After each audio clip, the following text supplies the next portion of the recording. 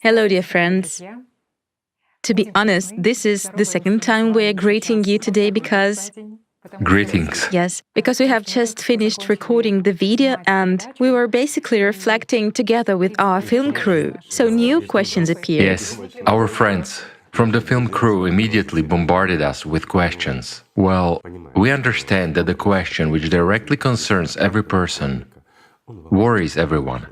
Who doesn't stumble upon your own consciousness on the spiritual path until you understand that this consciousness is not yours? This is such an add-on to your life, or rather not to life, but to existence here. And it is that guard which stands in the way to your life and freedom. But it is also a good tool if you use it. Why? Because we already said that consciousness is that through which we as personality perceive three-dimensionality and this material world in general. It is important and necessary. That is why Tatiana and I have decided to continue. Igor Mikhailovich, the question that has arisen is actually quite interesting. Yes, a person understands that all those obsessive fantasies and intrusive states are bad and he is getting rid of them. So at this very point, we encounter in various religions, in both Christianity and Islam, it is often mentioned in the Bible, in the Old Testament and the New Testament too. And Holy Fathers also say that one should constantly remember God, Certainly. that a person should sort of direct thoughts towards reflections about God. And here, there is such a point, a paradox. It is called the method of replacement. Replacement. Right. Yet there is the following question: how can you remember someone who doesn't have an image? For this very purpose, they created an image in Christianity. Although Jesus was precisely against images, he was aware of what it leads to. As for the Prophet, he tabooed any images in general. Right. In Islam, it is said that no matter how you envision Allah, Allah is not like that. Friends of mine, let's put it the way it is, okay? Images, any images, should not stand in the spiritual way. Why? Because people cling to them by means of thoughts. Now we have touched upon Islam. It is really a very good religion. Perhaps we will talk more and tell what its advantage is. And the advantage is really great, well, for me personally, for my understanding of this religion. Yet what has happened to it? Have they overcome images in this religion or not? A simple question. Don't people imitate, taking the example of that very prophet and people close to him, his true followers, as an image for themselves? After all, clothes, manners, and many other things, that is, everything they saw visually, they began to pass it on to others. In other words, to form an image in their everyday life. But forgetting the essence at that, that's what is terrible. You see, I mean, we impose an image of how to dress, how to look, and what we should do. After all, those are actually images and stereotypes. Meanwhile, we miss the essence of how to gain life. Generally speaking, I said we would talk, but let me ask you a question. If it is interesting, maybe we will expand on it and discuss it with you, friends. Tell me, please, what is the radical difference between Islam and Christianity? Is it a good question? It's a good one. I hope our friends know the answer and will write to us. That's a great interactivity. Yes. And then we'll probably ask you to elaborate on that. If it is interesting for people, we will talk about it. Let me tell you right away, the difference is enormous in the spiritual aspect.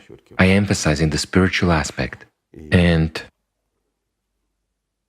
it plays a huge role for the spiritual world and for every follower, a real, true follower who follows the Prophet. Well, Igor Mikhailovich, if we go back, there is the following interesting hadith, again in Islam. They say that a person should occupy himself with thoughts about Allah, perform dua and so on, and that in this way, he can take the side of God, the side of Allah, and He will already protect him. if you do and perform it correctly, then naturally You go over to God's side, the side of Allah Himself, and come under His protection. That's right. How is that perceived by many people? It's when you walk around and repeat a certain set of words in your mind all the time, like a mantra, which becomes so boring to you that you forget about it. Yet you've performed certain rituals you've been told to perform and recite the words you have been told. My friends, let's be honest, I'm addressing Muslims now. But be honest, friends, when you perform namaz, what thoughts do you have in your head? And what do you have in your soul at this time? Just don't lie, do not tell tales, and don't elevate yourself to the heights you want your friends and neighbors to see you at. Honestly, no need to tell me, tell it to yourself. I know what's in your head, in the heads of many of you. And that's the whole phenomenon, you see, that even by repeating the same thing, like a mantra, we don't get rid of shaitan. While in general, it's a practice. It's the same as the practice that was in Christianity, the Jesus prayer. It is identical. While here it is zikr, this very practice. Well, here it is zikr, right? By performing it, a person attains spiritual freedom. He gains life. It's a long and serious path full of real struggle. That's true. Not everyone succeeds in surmounting it, but nevertheless, it's a good path. Interestingly, it is mentioned that the Prophet Muhammad reached the lotus of the utmost boundary thanks to his passing through the gardens of zikr. You see, and here we touch upon the lotus of the utmost boundary. This is also a very interesting topic, and I think we should dedicate a separate video to it, because if we dwell on it now, we will definitely not talk about the rest, and we won't logically complete our thoughts. Well, I'll put it simply. What the Prophet was doing, he approached the lotus of the utmost boundary. My friends, just to make it clear, since ancient times, two practices have existed. One is the lotus practice and the other one is the circle practice. That's all. These are the fundamental practices which, let's say, through which a very large number of people have gained life and freedom. No one is an exception. And the greatest of people, the Prophet Muhammad, also went through the spiritual practice, and in that very Islam, a lot is mentioned about the practice. Not a prayer or a ritual, but the practice. Yes. Spiritual practice is spiritual practice. It's a practical application of the spiritual skills on the path of evolution, of a human as personality and later on as an angel. So, the utmost boundary of the lotus means a person's transition from a human who intends to gain life to a human who gains life. And here it is clearly said, it was said and told by the Prophet himself, and he clearly mentioned the lotus of the utmost boundary. This indicates that this man performed the corresponding spiritual practice. Why? Because when a person goes and performs the circle practice, it is completely different. Again, if we now encounter... We can at least talk a little bit about zikr. Excuse me, friends, if we now dwell on the circle practice, I understand, interest has arisen, we haven't described it yet.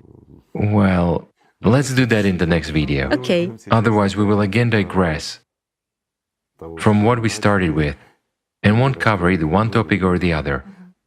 The lotus practice, we can talk about it forever, is a practice that a person cannot fully master, but it leads exactly to the utmost boundary, meaning to the utmost boundary of a human as a candidate for gaining life. But when a person gains life, this practice continues to infinity. Again, a lot of questions may arise, I understand that, guys.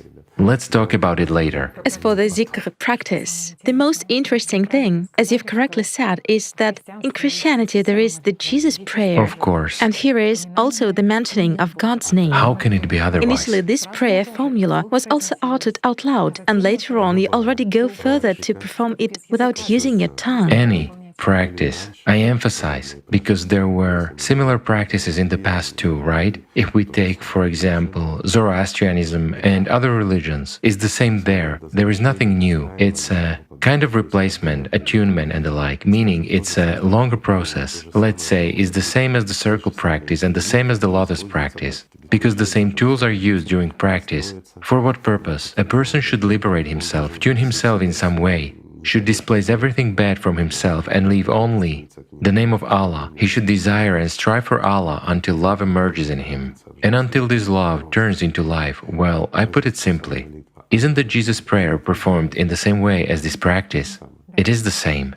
These are just epithets. The main point is that it should be performed all the time. Of course, Jesus Christ is perceived as God, as the spiritual world, and through him a person goes, let's say, to that very life.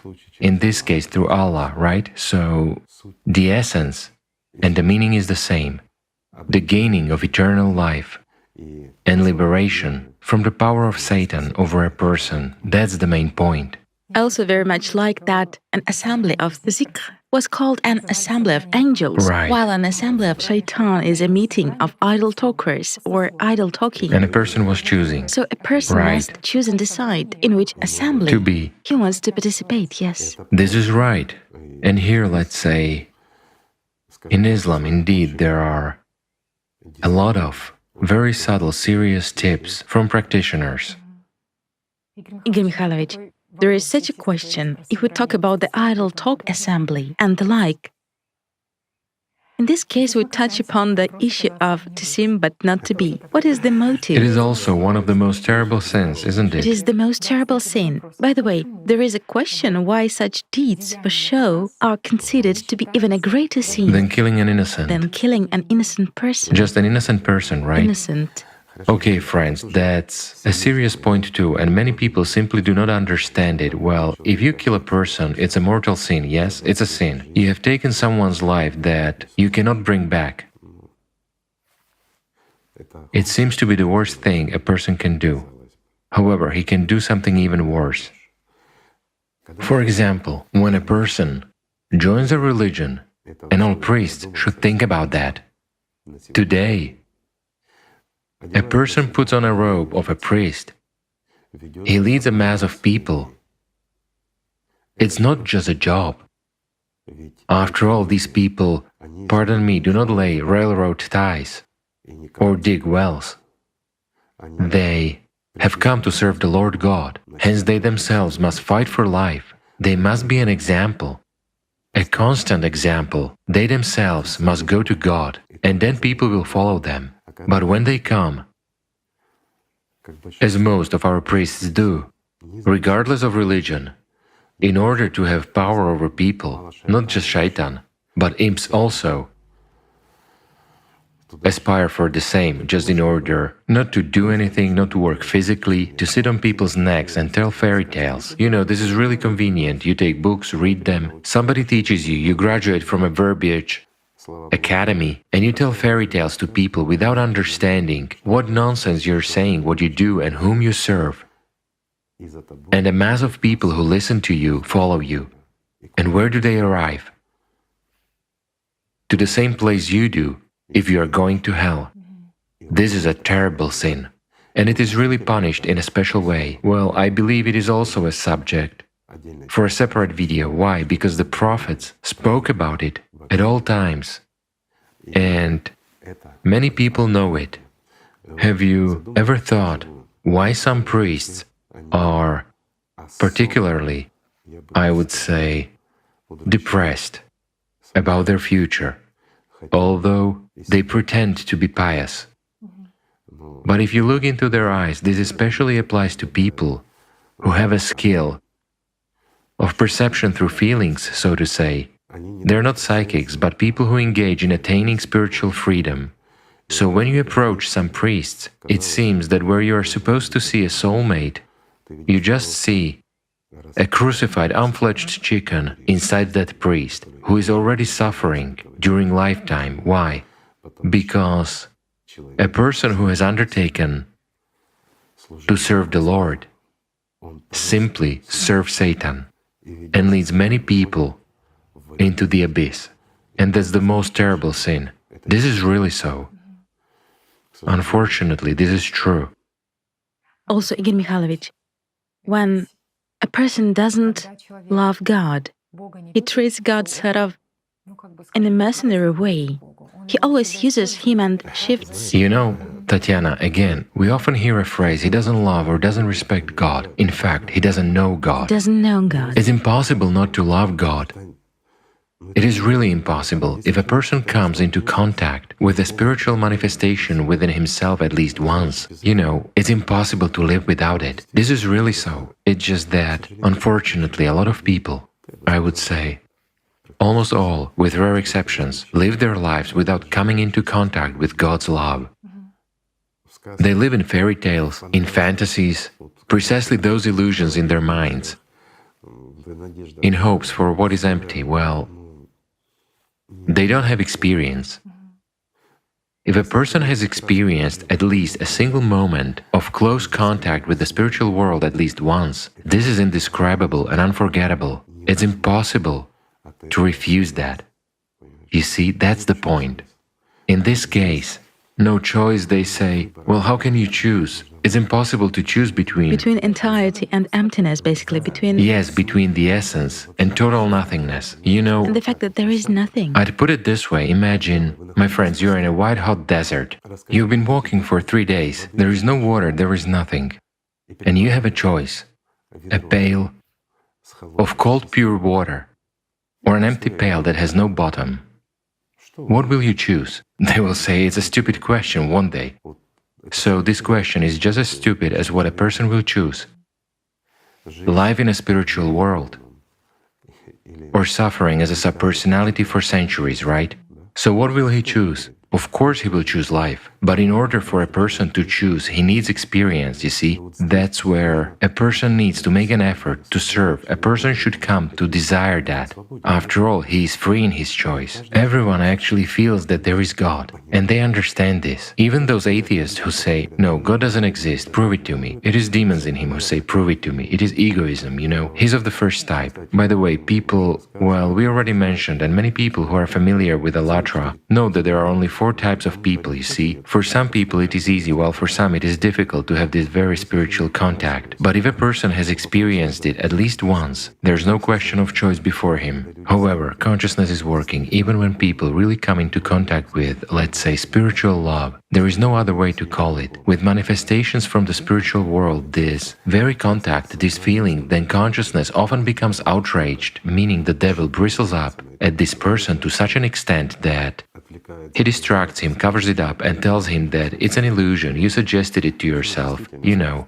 Indeed, we discussed with you in the previous videos that there is placebo and nocebo. Consciousness is able to make up anything and create chemical reactions. A person might feel something at the physical level. At the physical level, yes, I agree, my friends. But when you as personality feel not only freedom, freedom from consciousness, freedom from the body and from this inevitably dead, illusory world, and you feel the genuine God's love, it's impossible to confuse it or instill it. Satan is incapable of giving that to a human. Only God can give it. Therefore, even those in whom consciousness erases it, they still strive in their souls. As personalities, they still strive for the spiritual world. The only thing is that, yes, they may have a weak position. It may be hard for them, and here we again come to the 4 types of people, right? How do these types manifest themselves on the spiritual path? Well, let's put it this way, the starting positions are the same for everyone. It is all balanced. There is a strong personality, and there is a weak one. So the notion of a strong and a weak personality merely shows a person's ability to attain God's love, let's say, more quickly. But when personality is born, secondary consciousness is born too. The starting position is basically always the same for everyone. Everything is fair, yes. Yes, everything is fair. The only thing is that if a person is of a first type, this indicates that it is extremely difficult for him. All this is well described in the Allatra book on the examples habitual for consciousness, so that a person could realize and understand through consciousness how this process occurs. Well, it's hard for the first type. to overcome their consciousness. Why? Because the support, let's say, from the spiritual world is weaker. Less light comes to him as personality compared to the one of the fourth type, right? For the fourth type, it's like being lit up with a lantern. It's easier for those ones, they live by it. Well, consciousness is also strong. It can turn it all upside down and use it in a completely different direction. It is also not easy, let's say, to resist a strong shaitan, because if a personality is strong, shaitan also gives a demon of equal strength to counterbalance it. But if a person of the fourth type embarks on the spiritual path, he easily wins. Well, frankly speaking, based on practical experience, it is great when angels awaken, but it's even better when these angels stay here to serve the spiritual world. Why? Well, you have to agree that we, as humanity, need help, and each of us needs help. Everyone wants to lean on someone's shoulder. Everyone wants, let's put it so, to be covered by someone's loving wing when it is needed, right, friends? That's what angels are needed here for. But when a person has just fledged and has already fled, and we know such people, we are happy for them, but it is also sad. It is sad because if everyone runs away, then, friends, where are those who will help? There is plenty of work to do. Therefore, the fourth type is kind of, good, but as helpers. You've said that Like a gigi, right? like a gigi, Like a gigi. already at the other edge of the universe. Absolutely right. They are fast. I actually remember how you once mentioned that it is definitely not so easy for those people who become angels to stay in this world, but we also need such tough nuts Right. that are pressed down by the system, because I remember very well the phrase that while the system crushes a nut, it doesn't press grapes. Surely. And there is an understanding that, yes, the system surely applies more effort to crush this tough nut. Yes. Those strong people, but thanks to that, Those who are around, the pressure the grapes is... are preserved. Right, the pressure is reduced on them, and the grapes remain more intact. Yes, and the more there are of such people, The easier it is for the grapes. and the more of such people stay, Yes. the easier it is for the grapes, the easier it is for people in this world. Of course, but the tough nuts are those, my friends, who go through fire and water, through struggle within themselves. When a person is being torn apart very intensely, when he understands and looks into the eyes of Shaitan and realizes that Shaitan is overcoming him now, however, he feels that it is Shaitan. He understands that he is facing Satan himself, but he also understands that he can overcome him, even if he, like in boxing, falls down in a couple of rounds, but in the third round, he wins. The main thing is victory. That's the main point. So out of such people... As you said, the most wonderful war is not when you are in confrontation and torments, but precisely in love. Of course, in for love. the spiritual world. When you win through love for the spiritual world and not in a punch fest, it's impossible to measure your strength with the one who has the power of the entire universe. How would you measure strength with Satan? Well, it's pridefulness. By the way, in the previous video, we discussed that it's impossible to defeat images, shaitan, and imagination in the plane of consciousness. Of course, it's impossible, It has sure. always been said that any complaints about the conditions and sorrows in life only strengthens him. 100%, because you... Don't talk in your head. Friends, let me give you a simple example. Let's imagine there are two scales, okay?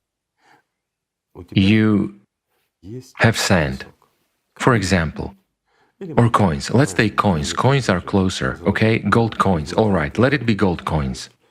They ask for gold coins. Come on, friends, not pieces, just gold coins. Well, there are scales and there are gold coins. Your spiritual salvation is on the one scale, while on the other scale there is an illusion that leads you to hell. So, where will you put the coins? Certainly in the spiritual salvation. Certainly into the spiritual, that's right. Whereas if you have an imposed thought into which you keep putting attention and you don't put it into the spiritual, where will you get? Which side will overbalance? Here is exactly the scale. Everything is very simple. The more milliseconds of your life, the more crumbs of your attention you invest in an empty illusion, the less you invest in life. Meanwhile, life is God's love. This is very simple. In fact, the simplest, worthiest, the most beautiful and most desirable path is the path to life. It is when a person goes through God's love, through the contact with the spiritual world. What can be better, friends? In my opinion, nothing. The Prophet said that the one who performs the zikr practice and is always in contact with God differs from the one who doesn't do it, like the alive differs from the dead. From the dead, a person who even performs zikr for real, not just muttering prayer in front of people, but for real, from his soul, he is already in the waves of life. Life is already generated in him. It's a process of generation. As for the one who lives by substitutions and illusions, self-conceit, regardless of where he goes and what he does, yes, he could visit holy places, get a prefix to his name, but inside he is dead. So who is different? I'll put it simply, a shepherd who is sitting high in the mountains and not communicating with anyone except Allah inside himself, or a man who has erected many temples and walked around Kaaba many times, but inside he is dead. Who is better? Whom does God help? And whom does God protect? And now we again return to the same point that God... How to enter God's territory so that He protects you. Right. And what does it mean, God protects you? Because what does our consumerist consciousness promise? If you're on the spiritual path, God will protect you in all your matters. He will solve all your health problems, all your financial problems, and of course, your love problems, because surely everyone must love you. What else is there on your wish list? Power?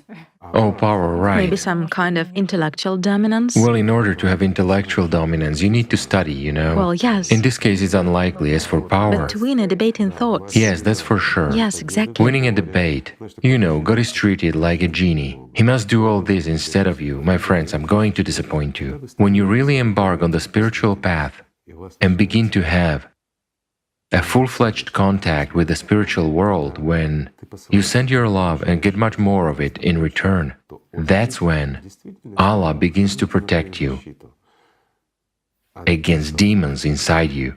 Only when you are resolute, when you are confident, and when you deserve it. But He doesn't deal with your everyday life. God is the Lord of everything. Excuse me, He is God of life. And it's not His job to clean up the mess in the stables. This is an inevitably dead illusion where we exist. So, will God clear out any of your matters here instead of you, or take care of your inevitably dead body? Those who are practitioners, those who really attained spiritual salvation, knew and understood that. They have been talking about it since time immemorial. Isn't that so? Their bodies were sick, and their conditions were so-so, but they were always happy and joyful.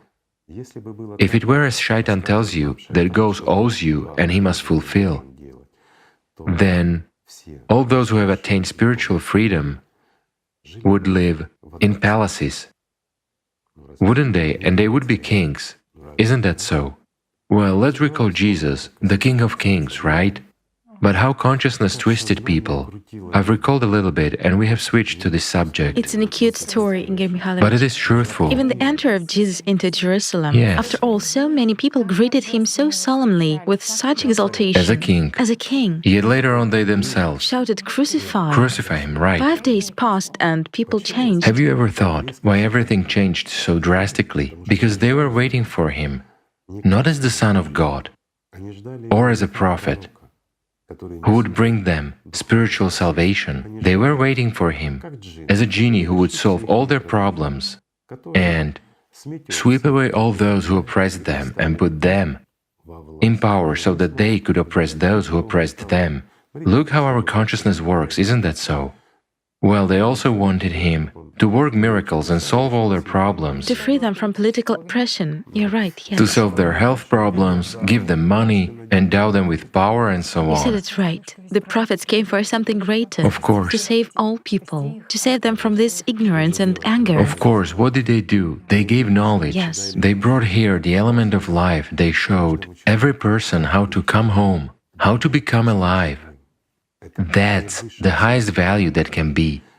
They came here to save us, friends, to give us life, and not in order to, well, here again, in order to. What kind of understanding of what life is do we have in consciousness? Life means a good house, a good job, a good status in society, a salary. Circumstances that will always satisfy you. Of course, exactly. Yes, exactly. The external ones. But will that happen? I mean, just look at how Shaitan has twisted in our heads what life is.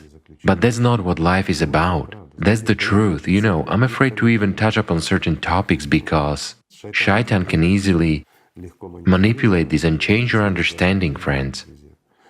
Although these are very truthful and fair topics, what we consider precious doesn't have any value in comparison to your life, the real life, that life which never ends. That's the point. Indeed, Igor Mikhailovich, it turns out that people are longing for some external conditions to change, but not for themselves to change. And here, I recalled Frankl, an Austrian psychiatrist. This is for our viewers because you certainly know Frankl very well. Here's the story. When he was in a concentration camp, he said that what helped them to overcome despair and how those people who were in a desperate situation was that they took responsibility and changed their attitude towards life. Of course. They understood that what mattered was not what they expected from life, how their circumstances would change. Not something that would happen But tomorrow. what life expected from them at that very second. Absolutely What right. actions it expected, not just some talks or something else. But concrete actions. Right, it means when you... The understanding of the situation itself, if a person pinned his hope on tomorrow, that tomorrow he would be liberated or fed, then tomorrow came very quickly, and his faith crashed, his hope collapsed, and those people died very quickly. Yes. While those who accepted the situation and adhered to their inner beliefs no matter what tomorrow would bring, who did not make plans for tomorrow, but lived today, those ones survived. This is a simple, good example, by the way. Also, Igor Mikhailovich, when you want someone else to change or some external circumstances to change, you want to keep that inner constant. Most likely you aren't changing at that second. Of course you're not. You want the entire world to change, but not you. Yet in order for changes to happen in the entire world, you should change, my friend. Then everything will change. The same applies to the consumerist format and the creative society, doesn't it? Yes, sure. That's another special topic. I'm sorry, friends, we won't raise it, because in such a case we will have to talk a lot. Or rather not we will, but rather you will have to listen to us for a long time. Meanwhile, we value your time because we love and respect you, friends. So, Tatiana, perhaps, let's postpone all other questions for our next meeting with our friends. Thank you very much for such an interactivity. There are a lot of questions, and all of them are interesting. Frankly speaking, it's a pleasure to talk to people and get Such a feedback. a feedback, right? Realizing that there are those who need this. Understanding that this world is not totally hopeless yet. So, if we do not blunder, everything will be fine. Friends, let's just love each other. Thank you for being with us. Thank you very much. And thank you for staying with us. Thank you, friends. And here's a postscript. Thank you, friends, truly, sincerely, from the bottom of my heart. Thank you for helping those who need it. Thank you for remaining humans to the end. Thank you for... Just thank you for being there and for being on the right road. Thank you, friends. Thank you. Thank you.